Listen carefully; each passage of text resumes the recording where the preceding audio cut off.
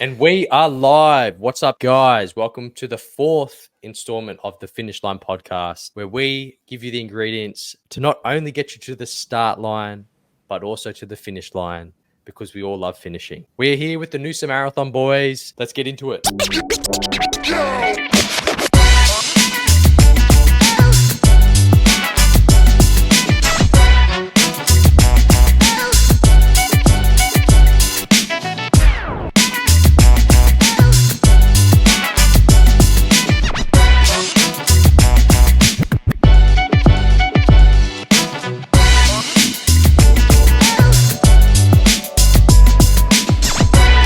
And we are back. Welcome to the fourth episode of the FLF podcast. Welcome to the show. Hope you like that new intro. YouTube hit us with the copyright for that other song, so we had to switch it up, and I thought it was a perfect time to just revamp the whole intro. So give us your thoughts about how that looked. If we need a new song, too bad, I guess. It's staying. Anyway, we're joined once again with the NMB boys. Let the people know who you are. Quick, just give us your name. William. Cameron.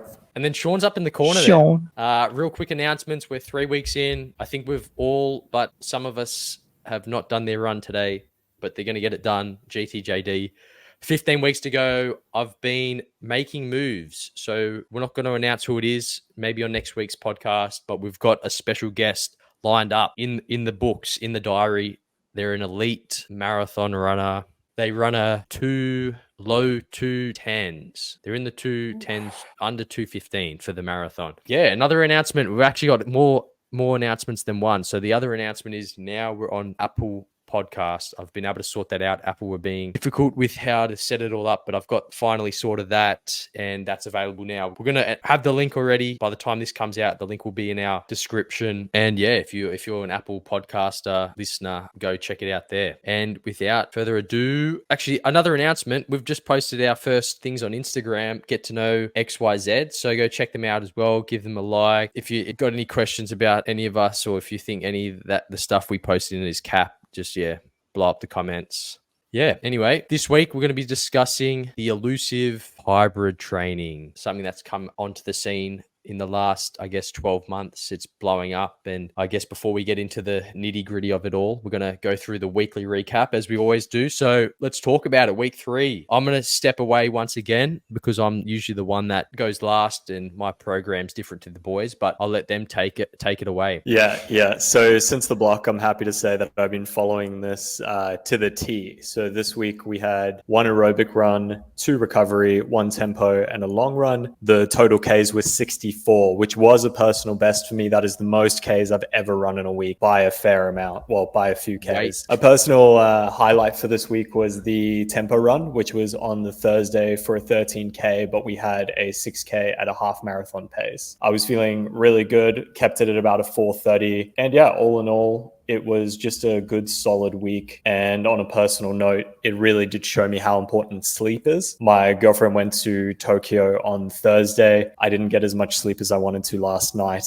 And I woke up this morning to do the 23K and just felt like ass. If you think that your performance could benefit from sleeping more, you are most likely right, because getting less sleep definitely does not help. You cannot muscle through it. Let me just jump in there, Cam. Sleep, but you've just touched on sleep. I just want to say this one time, is that sleep is the number one performance enhancer that is legal. Get your protein shakes, forget your creatine, forget your caffeinated gels. Sleep is the number one performance enhancer. Keep moving on, Cam. Keep going, mate. No, that was about it. Wrapping it up, I just wanted to, say we had the long 23K, which was slightly different to the 21K that we did last week, which was 14K at the marathon pace, and then going to 21K, 23K this week. Getting really comfortable on those longer runs. I'd love to hear Will's take on that, and Sean, obviously, before he had the kid, how he was feeling, because for me, I'm looking at 23Ks now, and it's far less intimidating than when we first started. Why are you smiling, Will? I'm smiling because I haven't done my long run today, and there's a lot of truth to that. The thought should of we doing act like 20... you did? Huh? I said, should we act like you did? Just nah, act like nah. I'm doing it. You're going to do it after I'm doing it this. straight after we finish filming this. I'm going to head out. But my week's been a bit weird because I did not stick to the program because I felt a bit special and decided to run and do,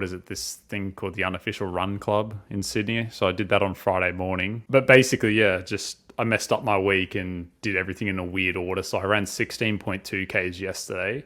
So I've had a look at my total kilometers for the week. I'm up to like 44 point something. So to reach the 64, I think I need to run 19. I calculated it earlier. It's like 19.43 Savo. And so, yeah, I'm just going to pump that out straight after this. I think it'll take me about 2 hours. And next week, I was saying this to Sean on the phone yesterday. Next week, I need to get back into actually doing the morning runs because afternoon runs suck. It's you're dragging your feet by that point. So I think there's two big things I've learned this week. It's one from Cam that it's not okay to be sleepy as little as I am. Sorry, Sean, don't mean to rub it in your face, but yeah, I realized I shouldn't be sleeping that little. It's not healthy at all. So Cam's comment kind of sealed the deal for me. The other thing is obviously just getting the training in. Before we move to Sean, Cam, just quick, did you feel much difference after the 21K last week? I know we weren't there this week to, I guess, cheer you on and boost the morale, but did you feel much difference not having, I guess, marathon pace effort in your long run? I know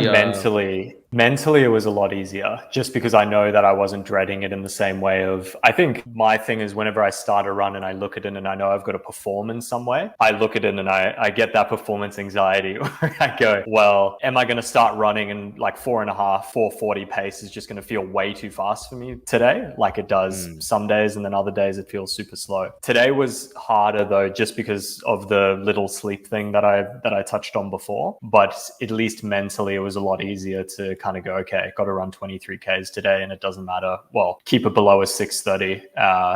It was a lot easier. How'd the heart rate hold up? I'm not sure if you know the stats, but did the heart rate look good? Yeah, I've been watching my heart rate pretty closely, and I think I kept it in a zone 2 for, I want to say 80%, 85%. I think I got a little bit excited towards the end there, and the heat picked up and just a bunch of things. And as I said, just wasn't feeling great. But yeah, try to keep it in the heart rate. I go by my heart rate more than I go by pace usually, but try to keep it well below a 6:30 for my long runs. For sure. And that's just a quick one, Nick. That's a good kind of thing that Cam just brought up. Is it in that situation, is it better to focus more on the heart rate or the pace this far into the marathon block? Who's that a question for?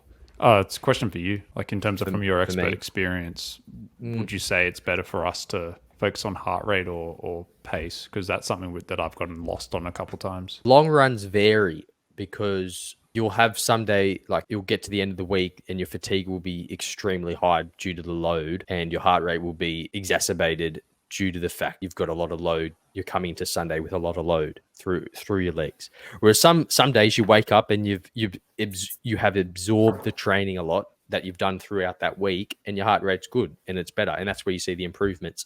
So that's why I don't think heart rate at this stage is something you want to be looking at. I think the best time to look at heart rate is in that last 4-week block. That last 4-week macro cycle is probably the best part to start looking at whether you've absorbed the training block completely, or the last week of each. So how our 18-week program works is there's 4 to 5 week. They're either 4 weeks or 5 weeks worth of macro cycles in the 18-week block, and there's usually a deload week. So in that deload week on the Sunday, is your heart rate less? Are you running faster, and is your heart rate less than what it was at the start of that macro cycle, if that makes sense? So yeah, I wouldn't week to week. I probably wouldn't look at heart rate as a big indicator of pace or how you're performing. And you should know as well, like you'll feel it. Anyway, Sean, I think we should preface Sean's a recap of the week is that he had a bit of a week off. Obviously he had a child born. Sean's obviously had a baby in the last 2 weeks, and sleep is not something that he I think he forgot even how to spell it. That's how little he's getting. So it's good to see Sean back on the boards. Not a full training week as per the plan, but I think he's about to tell us that he's going to have a full week ahead. He's going to be on the board. 69 Ks, I think he said, for this week. I'm interested to hear how it's affected him, even for the runs that he has done. Yeah, for sure. It has affected me many ways. Well, also for me, after this call, I need to go and do a long run. I'm going to be doing 20, not 23 Ks. Oh, hell yeah. Yeah. This week was just about kind of getting a feel for how running was going to be looking for the rest of the program. And as far as the next at least 7 weeks are concerned, there is no chance I'm going to be able to run in the morning, with Erica having to do the old feeding duties during the night, which we were talking about before. If I'm in bed for 8 hours, as in like actually in the bedroom for 8 hours, I might only sleep for 5 of those, and 3 hours I'll be awake helping her. So in the mornings, she needs extra sleep and I cannot go pop out for a run. So first adjustment is going to be afternoon runs. But the biggest thing I've noticed coming back is that I think both time of day, as far as temperature goes, time of day as far as like fatigue throughout the day, also having coffee and being sleep deprived, my heart rate is once again absolutely stuffed. So well, you're running if I try and run hours off at the moment. Anything yeah, after so 9 a.m. is pro hours. Realistically, my time to run is between 2 and 4 5 p.m., which is not ideal. But if I want to actually run this marathon and do a half decent time, I'm just going to have to settle for the fact that I can't run in the mornings anymore. But well, this is a good opportunity because Sean, someone listening to this might be going through the same thing as you. So my advice to you, which can be given, I guess, to the wider audience, I'm not saying everyone who's having a kid or just become a father who's going to be listening to this or attempting to run a marathon. But if you have stuff in the morning, I think, and your times to run in the afternoon, some things I've learned is you want to be it's like one thing, you want to be eating your last big meal at least 3 hours before, just so you're not full while you're running, because then you get stitches, you just feel sluggish. I actually had a note on that just to introduce you, just to interrupt you there. On my tempo run that I did on Thursday, I actually had a very light lunch at about 11 because I knew that I was running in the afternoon. Then I crushed a gel right before I ran and I felt great. I actually felt like it was a morning run. Yeah, and that's what I was going to say. That's actually, you've stolen my point there, Cam. Come on, mate. It's like you were reading That's my why I mind. had to interrupt you. Yeah, so what I was going to say is, and exactly what Cam said, you can do it with a gel. You can do it with, I was going to suggest a banana, but if you have your last main meal 3 hours before your actual run, let's say you're running at 3 p.m., you have your meal at midday, and then 30 minutes before, have like a crumpet, have English muffin, have a banana, just something small, just a light carbohydrate, heavy snack, nothing too dense. And that will give you the energy you'll need to go for the run. Because if you have a meal too close, then it hasn't gone through the digestive system and you'll just feel like shit. Which I definitely experienced that on Tuesday, because Tuesday was the first run back and I was meant to do 16 Ks, but I only did 6 because I have not been eating the best the last 2 weeks, and basically every 10 steps I thought I was going to vomit from the heartburn. So yeah, at the moment for me, chances are it's much more difficult than I expected to be able to get everything managed, because I've never been a parent before, but I'm still going to do as much as possible and try and get every single run next week. It's just I'm going to have to accept some new realities as far as running in the afternoon goes, and on that it's kind of my choice to decide whether or not I approach it with I'm pissed off that I can't run in the mornings anymore and I hate afternoon runs and they suck, or I can choose to accept that probably the best thing that I will ever experience in my life has just happened, and I'm just adjusting the schedule, and afternoon runs become something I look forward to. Kind of my choice at the end of the day. And you'll get to a point where you'll, I guess, be grateful when you do get to go for those morning runs. Yeah, they'll become even more special, kind of like Christmas morning. Waking something up, massive I want to give I want to give as a massive shout out to Sean though is there's a reason I purposely didn't say this to you when it first happened, because I didn't want to influence how you're going to consider all this. But when I first started telling people about how we're going to do this marathon, I told them about who was going to do it, and they obviously knew your situation at the time, Sean, that you were about to become a father. And these are people that don't know you at all, but they've had friends or family who've had kids recently, like siblings who've had kids recently. And every single one of them, they're like, don't be banking on the fact that he's going to be at the start line. And I pause them. I'm like, there's many people I know where if they were put in this situation, I'd say absolutely that's spot on. But I'm like, if there's one person I know who would push through that, regardless of like the time and the original goal and all that, if there's one person I know will be at the start line, and I know will finish regardless of their time, going to be Sean, and he's going to find a way to do it. And honestly, man, it has been quite impressive with how you've changed in terms. Although like originally you I guess had these big goals and big ambitions and all that. I was more happy hearing that than hearing you go, oh, maybe I'll get one session and maybe I'll get. You weren't being overly conservative. you're making this big audacious goal and you're willing to chase it regardless. And I think that's well, when you hear people talk about a lot of success and all this, they always talk about the fact that they were known as the crazy person who had the big idea, but there's a reason why now everyone's listening to them talk about it. It's because they were willing to have that big crazy idea and push for it, and you're a prime example of that. So good stuff, man. What's it called? Look, I'm not good at taking compliments, so I'll just say thank you. Okay, well, to avoid the awkwardness, we'll move on to my training week. So my week, Monday is obviously a rest day, as is everyone else's. But Tuesday, I had back-to-back MLRs. Tuesday, Wednesday, 18Ks on Tuesday, which ended up being 20Ks because I ran with a mate who may or may not be a guest. That's, I guess, the hint that you'll get. And then Wednesday morning was 20Ks. And then Thursday was recovery, 8Ks. And I swapped Friday and Saturday. So I put Saturday's 8-kilometer recovery on Friday morning only to do this unofficial run club, which the jury's still out on whether it's a good event or not. We'll have to show up again and see if we can do some damage. It definitely has a purpose, but I don't think it's running. And then I put 14K with the 6-kilometer that the other lads had on the Saturday morning. And to be honest, my legs were juiced by that. Like, they were heavier. They were just heavy. Like, they felt like bricks. So the half marathon pace, I could hardly hold that for the 6Ks. I was probably I think I was 1 second off per kilometer on what my half marathon pace is. And it should have been around 3:45, but it wasn't. And then this morning I had 24Ks. The boys are clipping up my heels there, but I think I get them next week because I've got a 29K. So they're catching up, but they're not catching up that quick. Nice. Because we've got to get into today's topic, which is, well, what do you think? Should we talk about running warm-ups? What do you think? Should I tell everyone? So I'd love to, because I don't really do them. So here's my philosophy with running warm-ups. You don't need them. Oof, that's obviously with a big asterisk. That's a big asterisk on that. So the only time I do a proper warm-up is if I'm doing a session that has high velocity involved. And then what I mean by that is speed training. Anything below 10-kilometer pace is, I guess, for me, considered that. Other than that, I put on my shoes, get my watch locked into the GPS and hit start. And I guess for me, if I do a warm-up, it will just be a couple of Ks jog rather than a proper warm-up. But I'm fortunate enough that I'm not managing any niggles or injuries like that. So there's no requirements for me to do a warm-up. But I think Cam was saying what I'm saying is BS, and that people out there should do a warm-up. I don't know. I think going from completely stationary to moving, I don't think that it's necessarily that you need to do a warm-up. Obviously, I'm not the professional here. But for me, I think that it just helps with that transition period to go and just have that 2 to 5 minutes of just like swinging my legs about, holding a post, like touching my toes, just doing a couple lunges, stuff like that.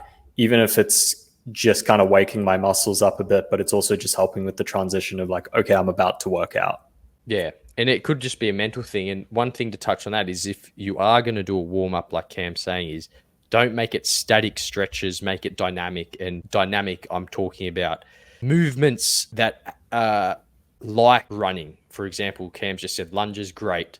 So don't do a hammy stretch, a static hammy stretch, do a lunge or do a walking, what do they call it? Those walking hammy, I call them mowing the lawn. What are they called? You know what I'm talking about? Where you like walk and like the hand sweeps. Basically, you're sweeping your hand. Yeah, the hammy hand sweeps, because you're taking your muscles through like the range rather than just holding a position. So if you are going to do a warm up, that's what I'd suggest. Don't do that static stuff. That's obviously for afterwards if you're trying to increase your range of motion through stretching. That's my 2 cents. If anyone wants to jump in, Sean or Cam, Sean or Will. If I think back to my track time, my coach back then, what he used to always take us through is like, would go for like a 10-15 minute short run. I reckon it was probably 6 minutes 30 pace. I remember it being very slow. And then afterwards would do all these dynamic stretches.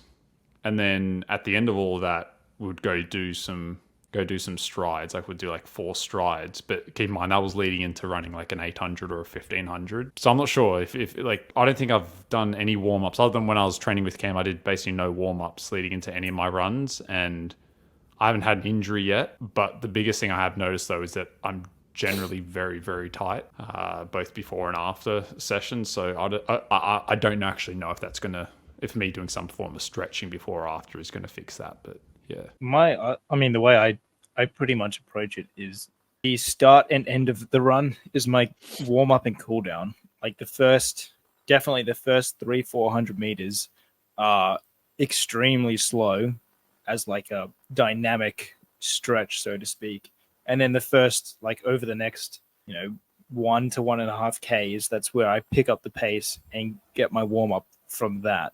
Not necessarily saying it's the right way to go about it, but I found that works for me because I hate stretching. Yeah, for sure. And that's what I think we all kind of, I guess, if we want to put an agreement on what we all think is running itself can be a warm up. The actual running itself can be a warm up. So you don't have to go out there and, like you're saying, do a full 10-minute dynamic warm up. Cam does. We were there with Cam last week. It takes him 2 minutes to do his warm up. Yeah, it doesn't need to be some long, extended, drawn out thing. I think if there's one thing I'm understanding from all of this is that overall, the entire point is it's like at the end of the day, do what you like. So if you don't like doing the stretching beforehand, don't. If you do, I think that's an interesting takeaway from all this that I would not have considered. Sweet. We'll get moving on now. So going to go tip of the week, but this kind of ties into what we're going to be discussing afterwards is hybrid training. So we've got a hybrid training tip, and my number one tip for that is don't do leg day. And by leg day, any heavy squats, just any heavy resistance training on the lower body prior to a run. And by prior to run, I mean probably anywhere from 15 minutes to 6 hours prior to a run. And that's just ballpark numbers. I do have a caveat to that is if you do lower body plyometrics, that can actually help your lower body. Or let's say you do calf raises, but you don't want to be doing anything that is heavy resistance. Yeah. Anyway, yeah. So I guess that ties into the warm up is that you can do leg exercises, but don't do a whole lot of volume. One set's enough. Body weight's fine, but don't go do a leg session before because last time I did that, I got ITBS, which is iliotibial band syndrome, and that was not fun. That was not fun at all. Anyway, we're talking about hybrid training. So we're all going to run through what is hybrid training. I'm going to go last because I've got the whole scientific, I guess, the scientific knowledge that goes with it because it's in our science world. It's not called hybrid training. It's just called being an athlete because that's what athletes do is hybrid training. But each of you want to quickly just give like a quick sentence on what you think hybrid training is to yourself. Yeah, go ahead, Sean. Yeah, I'll go. Oh, okay. Oh, No, you can go, Cam. Cam, you go, mate. Sorry, I was just jumping in because we've got a gap in the Wi-Fi. It seems to be working. My current split is I signed up for a group coaching kind of like HIIT class place called Toro Training. And so we kind of have like a similar like 18-week program that we follow that kind of goes through similar where we have taper weeks and peak weeks and all of that stuff. But the main thing is Monday we do squats usually. Wednesdays, we do something like a deadlift. And then Fridays, we do kind of bench, upper body, stuff like that. That's been working pretty well. It usually means that my Tuesday runs are a little bit spicy. But I have found that as I've been running more and as I've been taking my fitness more seriously, the kind of pain in my legs seem to be going away the more consistent that I am. And we'll get that into further. We'll get into that further. In a bit. Cam, you've jumped ahead. You've given your whole weekly rundown. We're going to get on that latest, but that's good. I think it sets what the tone of what everyone else is going to say. But sorry to rush to the finish there. Yeah, I know. We love finishing here. Premature. We love finishing.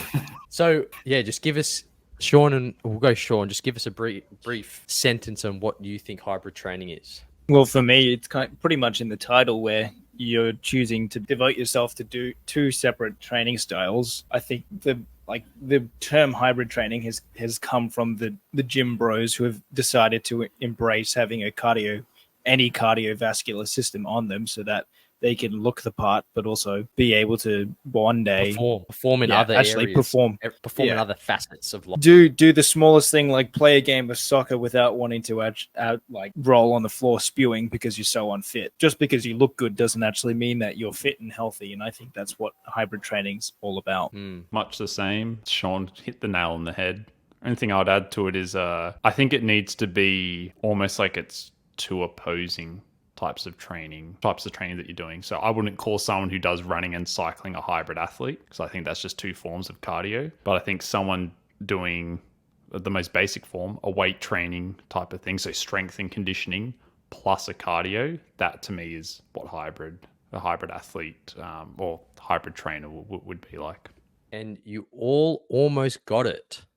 You all touch in there, but I'm going to summarize it. So in the sports science world, hybrid training is basically called concurrent training, which means you're doing two forms of training in the same training week. And what that means is you're doing one resistance training, which means you're lifting loads, external loads, and then the other is some sort of aerobic endurance training. Whether that's, like Will said, you can't call yourself a runner, you can't be running and cycling and call yourself a hybrid athlete, because it still falls under the aerobic endurance training. But if you are a runner and you go to the gym and lift weights, that's where it comes from. And I think the term hybrid has just been coined because it just sounds a bit nicer than concurrent. Concurrent sounds like it's a bit bleh.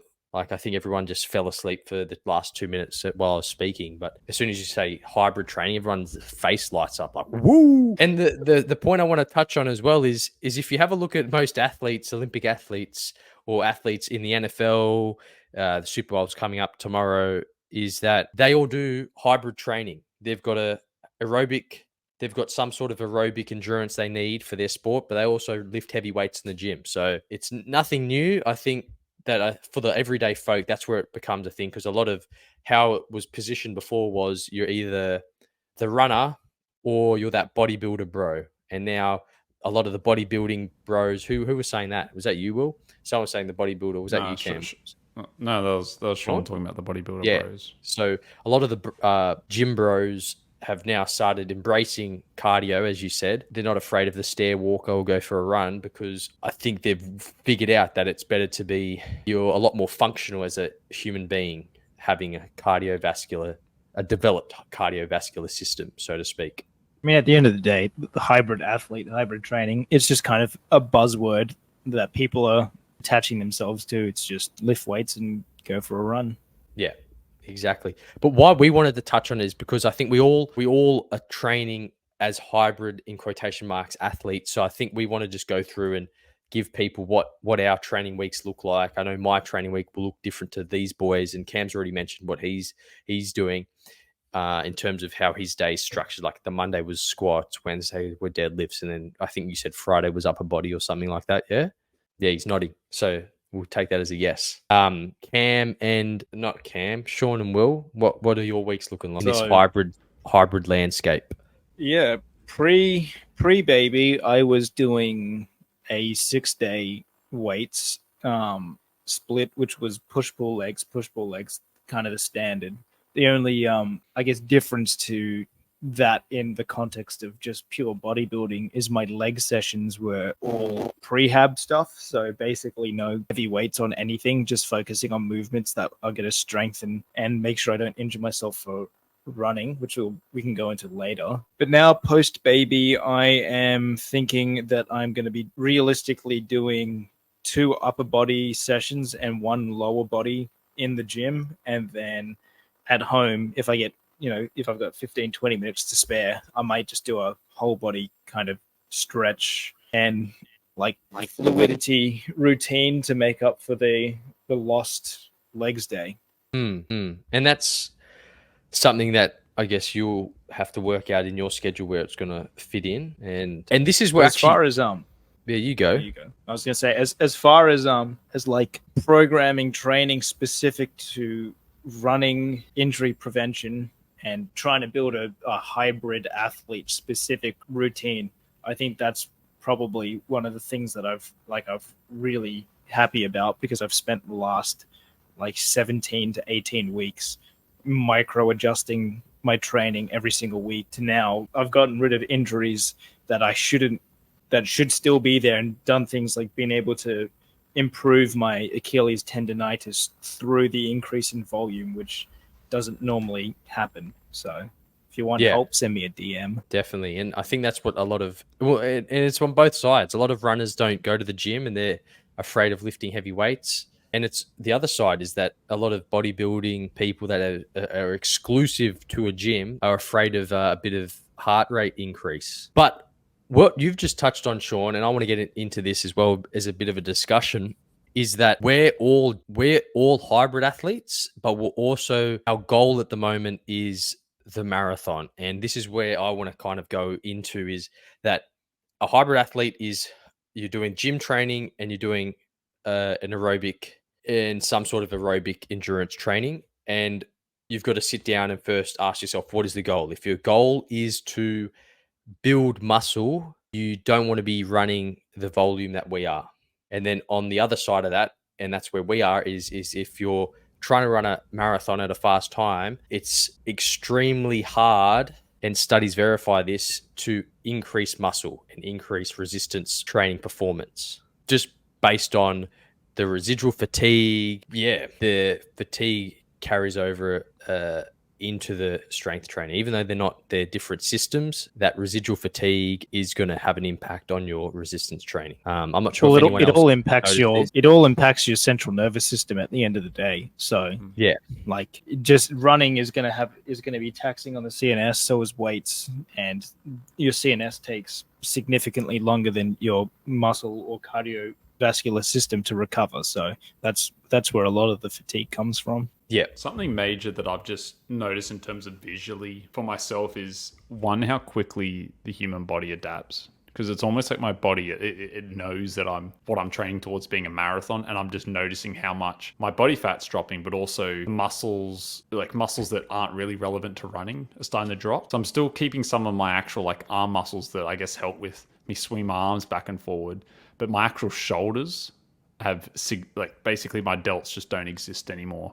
And I only noticed that the other day. And so now I'm starting to change up even the way I'm going to do my weights training to focus more on building those back up, so I don't enter the race just looking like a marathon runner per se. I'm not sure if anyone else has noticed that significant drop in muscle mass, but yeah. I wouldn't say looking at me, I wouldn't say I've lost muscle mass. If you looked at me, because I'm leaner, when you're leaner, your muscles look bigger, but I definitely have lost weight, and that would be muscle mass. So technically, like you said, yeah, I would say that, but I've also lost a lot of strength. So for me, when I was doing incline bench press, dumbbells, that is, I was doing that 3 sets by 24 kilos, and now I can only do 18 kilos. So there is what's the word? There is a trade-off. And that's what I kind of want to get with this discussion, is there's a trade-off between, you can't be doing everything. You can't be increasing muscle, and you also can't be pushing the limits with your marathon training. And we'll get at the end, to summarize this, we'll get into, I guess, the practical applications of hybrid training. But I think, Cam, you wanted to jump in there and just go through, like, how have you found the adaptations? Have you lost any strength? Yeah. I would say that I've maintained most of my strength. I've been pretty lucky, but I have found that certain days, especially when I've been pushing my body through tempo runs or whatever that may be, my strength definitely suffers more. Something that I'm struggling with now is actually kind of the diet, making sure that I'm eating enough food so that I can actually support that, maintaining that muscle and therefore that strength, which is something I haven't really had to worry about before. I think ultimately it comes down to what you're optimizing for. And right now I'm optimizing to get the sub 3:30 marathon. And then, as I've said previously, as soon as we're done with that, then I'm going back to training, because for me, I want to have bigger muscles. I want to be able to push more weight. I still want to be able to run, but that is a secondary to me, not my primary focus. Yeah. And that's what I'm talking about, is you want to have that shift. Is the first thing when you get into this hybrid training regime is what is your goal? Is it to build your aerobic base? Is it to increase your resistance? Well, I keep saying resistance, but is it to increase your strength, how much weight you're lifting? And then you want to play around with, I guess, the variables being duration of sessions, intensity, weights, blah, blah, blah, to optimize, like Cam just said. Yeah, I mean, exactly. I didn't mean for it to go awkward there, but anyway. I'm actually doing something very similar to Sean at the moment, where I basically scrapped all sorts of leg actual weight training. Like, I'm not doing squats, deadlifts, or anything like that. Everything I'm doing is straight from that knees over toes guy, and it's all just body weight stuff at this current stage. Similar to, I guess, if someone did a Pilates class where your legs are shaking by the end of it. That's what I'm still finding, though, at the end of my leg sessions. But I'm finding by the next day, I'm actually looser. I'm ready to run better. as opposed to if I had have done some squats and all that. But yeah, next topic. Well, no, we're going to stay on this topic, but I want to take, and you can jump in, but 2 takeaways is hybrid training. I think the key thing is obviously you got to do your training in the aerobic zone and then you got to do your weights training. But the main thing is when you're starting out is to prioritize recovery. That is the number one thing, because as your body's adapting to 2 different modes of training, it's going to come up with some niggles. So focusing on recovery, taking an extra day off while your body gets used to the strains that running would leave on your body to someone who's new to running. That's, I guess, if you're doing running as your aerobic, different cycling, your quads might be sore, whatever. But the practical application, and this is what I want the people to take away, is if you want to start hybrid training, the optimal amount is 2 times per week each mode. So 2 aerobic sessions and 2 gym sessions. And doing that for a minimum of 6 weeks, to see results. And then for that resistance training, you want to start with larger rest intervals with sets less than 8 reps. And then on the running side, if you haven't run before, you'd obviously want to just start a completely new run program, which may be coming soon via my page. Not to do a shameless plug, but yeah, just wanted to summarize that before we wrap up here. Anyway, it's good to wrap that hybrid training discussion up. Hopefully you got some good takeaways from it. I know everyone is at different levels of this hybrid training, and it's good to see how everyone's coming along nicely with the program, with running being the focus, being the goal. Anyway, so coming up in the next couple weeks, we've got a big, very special guest. We'll name drop next week who it is. I think if you're a good detective, you might work out who it is. And follow us at Finish Line Formula. You can find our podcast on YouTube, Spotify, now Apple Music, Apple Podcasts. If you guys want it anywhere else, let me know and I can probably sort it out, as long as it's not too rogue. And yeah, all our personal socials are in the description. Thanks for listening. Don't forget to subscribe, rate, review the podcast. I think we're at 5 out of 5 stars. Woo!